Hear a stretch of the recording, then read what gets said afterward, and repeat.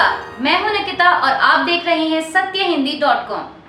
चलिए एक नजर डालते हैं अब तक की सुर्खियों पर। मध्य प्रदेश के सागर में एक रैली को संबोधित करते हुए कांग्रेस अध्यक्ष मल्लिकार्जुन खड़गे ने बीजेपी पर निशाना साधते हुए कहा कि कुछ लोग संविधान को बदलने की कोशिश कर रहे हैं, लेकिन ऐसा नहीं हो सकता। भारत की 140 करोड़ जनता इसे बचाने के लिए खड़ी है। खड़गे ने कहा कि मैं वादा करता हूं कि अगर कांग्रेस सत्ता में आएगी तो किसानों को कर्ज से राहत मिलेगी, रसोई गैस 500 रुपए में मिलेगी, महिलाओं को 1500 रुपए प्रति माह मिलेंगे, सरकारी कर्मचारी को पेंशन मिलेगी और 100 यूनिट तक बिजली मुफ्त मिलेगी। इसके अलावा हम राज्य में जातिगत जनगणना भी करवाएंगे। हमारी वर्किंग कमेटी में पिछड़े वर्ग के 6 लोग शामिल हैं। कांग्रेस अध्यक्ष ने मध्य प्रदेश की सरकार पर तीखा हमला बोलते हुए उसे अवैध सरकार बताया। उन्होंने कहा कि मध्य प्रदेश की मौजूदा सरकार अवैध है। बीजेपी ने हमारे विधायकों को तोड़ लिया, वहीं कांग्रेस ने अपने सिद्धांतों पर सरकार बनाई है। बीजेपी को आड़े हाथ लेते हुए खड़गे ने आगे कहा कि बीजेपी हमेशा पूछती है कि कांग्रेस ने 70 साल में क्या किया। हमने संविधान बचाकर रखा, लोकतंत्र को बचाकर रखा, इसलिए नरेंद्र मोदी प्रधानमंत्री बने। आपने ईडी का डर दिखाकर अपनी सरकार बनाई। ऐसा ही कुछ कर्नाटक और मणिपुर में भी किया। बीजेपी जहां सरकार नहीं बना पाती वहां ऐसा ही करती है। पश्चिम बंगाल की मुख्यमंत्री और टीएमसी प्रमुख ममता बनर्जी ने केंद्र पर निशाना साधते हुए कहा कि बिना किसी वजह के हमारे लोगों को एजेंसियां निशाना बना रही हैं। उन्होंने कहा कि आज ईडी और सीबीआई चींटी के काटने जैसी छोटी से छोटी घटना की भी जांच कर रही हैं। हमारे लोगों को बिना किसी वजह के एजेंसियां निशाना बना रही हैं। मुख्यमंत्री ने पीएम मोदी पर तीखा हमला बोलते हुए आगे कहा कि पीएम मोदी सबको साथ लेकर चलने की बात करते हैं, लेकिन विपक्ष शासित राज्यों को टारगेट करते हैं। जादवपुर विश्वविद्यालय के मामले को लेकर सीएम बनर्जी ने कहा कि जादवपुर विश्वविद्यालय की मौत ने हमारी आंखें खोल दी हैं। हम सभी यूनिवर्सिटीज में रैगिंग से निपटने के लिए हेल्पलाइन नंबर शुरू कर रहे हैं। आपको बता दें कि पश्चिम बंगाल की जादवपुर यूनिवर्सिटी में एक फर्स्ट ईयर के छात्र की कथित तौर पर रैगिंग के कारण हुई मौत का मामला इन दिनों सुर्खियों में बना हुआ है। इसे लेकर मुख्यमंत्री ममता बनर्जी ने हेल्पलाइन नंबर शुरू करने की बात कही।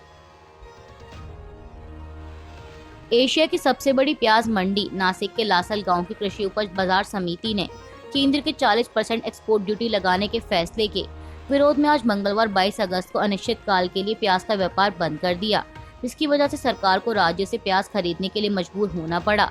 इस बात की जानकारी देते हुए केंद्रीय मंत्री पीयूष गोयल ने मंगलवार को एक संवाददाता सम्मेलन में कहा कि केंद्र सरकार ने निर्यात प्रतिबंधों के बीच किसानों की सुरक्षा के लिए महाराष्ट्र में 2410 रुपए प्रति क्विंटल पर प्याज की खरीद शुरू की है।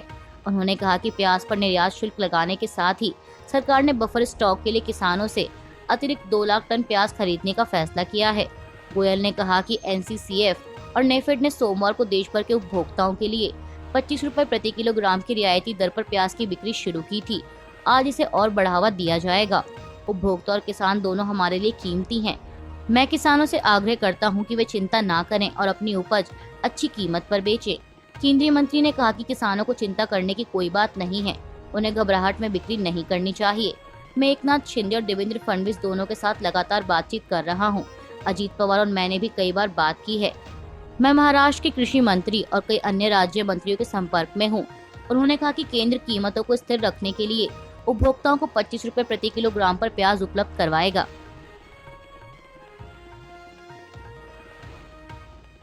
लक्षद्वीप के सांसद मोहम्मद फैजल को सुप्रीम कोर्ट से बड़ा झटका लगा है। दरअसल सुप्रीम कोर्ट ने आज 22 अगस्त को सुनवाई के दौरान केरल हाईकोर्ट के उस फैसले को रद्द कर दिया, जिसमें फैजल के खिलाफ हत्या के प्रयास वाले केस में उनकी दोष सिद्धि और सजा को निलंबित किया गया था। बता दें कि हाईकोर्ट के इस आदेश के बाद ही फैजल की लोकसभा सदस्यता बहाल हुई थी। हालांकि सुप्रीम कोर्ट ने मोहम्मद फैजल को अंतरिम राहत देते हुए कहा है कि हाईकोर्ट नए सिरे से मामले की सुनवाई कर 6 हफ्ते में फैसला ले। तब तक पुराने फैसले के आधार पर फैजल को मिल रहे लाभ जारी रहेंगे। दरअसल सारा मामला ये है कि 2009 के लोकसभा चुनाव के दौरान दिवंगत केंद्रीय मंत्री पीएम सईद के दामाद मोहम्मद सलीह की हत्या के प्रयास के आरोप में लक्षद्वीप के कवरत्ती में एक सत्र अदालत ने 11 जनवरी 2023 को फैजल और 3 अन्य को 10-10 साल सश्रम कारावास की सजा सुनाई थी और 1-1 लाख रुपए का जुर्माना लगाया था। वहीं मोहम्मद फैजल ने सत्र अदालत के इस आदेश को केरल हाईकोर्ट में चुनौती दी थी। इस पर सुनवाई के दौरान हाईकोर्ट ने 25 जनवरी को फैजल की दोष सिद्धि और सजा को निलंबित कर दिया था। हाईकोर्ट ने अपने आदेश में कहा था कि वह निचली अदालत के आदेश के खिलाफ एनसीपी नेता की अपील का निपटारा होने तक उनकी दोष सिद्धि और सजा को निलंबित कर रहा है। अदालत के इस आदेश में कहा गया था कि ऐसा नहीं करने से उनकी ओर से खाली की गई सीट पर दोबारा चुनाव होगा, जिससे सरकार और जनता पर वित्तीय बोझ पड़ेगा। इंडियन स्पेस रिसर्च ऑर्गेनाइजेशन ने भारत के मिशन मून यानी चंद्रयान 3 द्वारा 70 किलोमीटर की दूरी से ली गई चंद्रमा की और तस्वीरें साझा की हैं। ये तस्वीरें बुधवार को ऐतिहासिक टचडाउन के दौरान लैंडर का मार्गदर्शन करने वाले कैमरा से ली गई थी।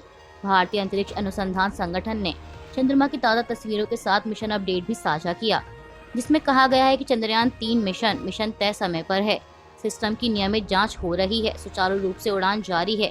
मिशन ऑपरेशंस कॉम्प्लेक्स ऊर्जा और उत्साह से भरा हुआ है।